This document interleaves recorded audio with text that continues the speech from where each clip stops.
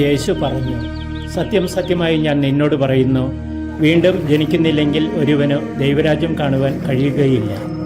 ജലത്താലും ആത്മാവിനാലും ജനിക്കുന്നില്ലെങ്കിൽ ഒരുവനും ദൈവരാജ്യത്തിൽ പ്രവേശിക്കുക സാധ്യമല്ല. ഈശോ തൻ്റെ ദൗത്യം തുടങ്ങുന്നത് തന്നെ മാമോദീസയിലൂടെയാണ്.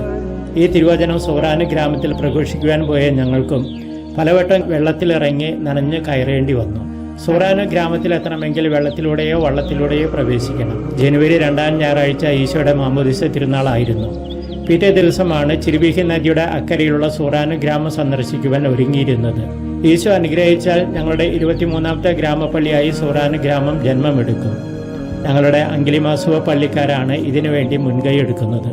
വർഷക്കാലമായതുകൊണ്ട് നദി കടക്കാൻ വഞ്ചി ഒരുക്കിയെങ്കിലും വഞ്ചിയിലെത്തിപ്പെടാൻ 1.5 മണിക്കൂർ ചെളിയിലും വെള്ളത്തിലൂടുമായി നടക്കേണ്ടി വന്നു. അന്നത്തെ സുവിശേഷ ഭാഗം ഞങ്ങൾക്ക് വേണ്ടി ഒരുക്കിയതുപോലെ യേശു പറഞ്ഞു, സമയം പൂർത്തിയായി, ദൈവരാജ്യം സമീപിച്ചിരിക്കുന്നു, അനുദപിച്ച് സുവിശേഷത്തിൽ വിശ്വസിക്കുവിൻ.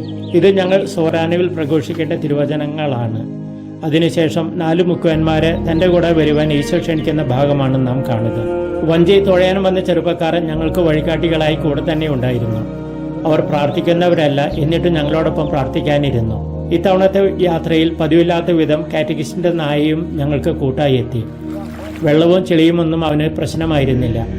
താൻ തമ്പുരാനായി കരുതുന്ന യജമാനന്റെ പിന്നാലെ പരാതിയില്ലാതെ, വ്യവസ്ഥകളില്ലാതെ ഇറങ്ങി പുറപ്പെട്ട ആ നായ മനുഷ്യരെക്കാൾ വിശ്വസ്തനാണെന്ന് വിളിച്ചറിയിക്കുന്നു. നമ്മളിൽ വലിയ വിശ്വാസമുള്ളവരായി കരുതപ്പെടുന്ന പലർക്കും ഒരു നായയുടെ വിശ്വസ്തത പോലും അവകാശപ്പെടാൻ കഴിയില്ല. ലക്ഷ്യത്തെക്കുറിച്ച് അറിയാമെങ്കിലും വഴിയിൽ തർക്കിച്ചു നിൽക്കുന്നവരാണ് നാം. ഇവിടെ നമ്മെ ക്ഷണിച്ച് കാത്തിരിക്കുന്ന തമ്പുരാനുണ്ട്. പക്ഷെ ചിലർ അകത്ത് കയറുന്നില്ല, കുടുംബനാഥനെ കാണുന്നില്ല, ഭക്ഷണത്തിനിരിക്കുന്നില്ല. അവർക്ക് തമ്പുരാനേക്കാൾ വലുത് സാപത്താണ്. അവർക്ക് വിഷയം വഴിയിൽ കാണുന്നതാണ്. അവർ വഴിയിലെ കാഴ്ചകൾ കണ്ടു നിൽക്കുന്നു, വഴിയരികിലെ അലങ്കാരങ്ങളെക്കുറിച്ച് തർക്കിക്കുന്നു. വീട്ടിൽ കയറാൻ വരുന്നവരെ വട്ടം ചുറ്റിക്കുകയും വൈകിപ്പിക്കുകയും സ്വയം കയറാതെ ജീവിതം പാഴാക്കുകയും ചെയ്യുന്നു. പുൽക്കൂട്ടിലെ പട്ടിയെ പോലെ പുല്ല് തിന്നുകയുമില്ല, തിന്നുന്നവരെ തീറ്റിക്കുകയുമില്ല. ഇവർ തീർച്ചയായും ഈശോ പറഞ്ഞ മാമോദീസ മുങ്ങേണ്ടിയിരിക്കുന്നു. അവർ മാത്രമല്ല നമ്മൾ. മഡഗാസ്കറിൽ നിന്നും ഫാദർ ജോൺസൺ തളിയത്തും.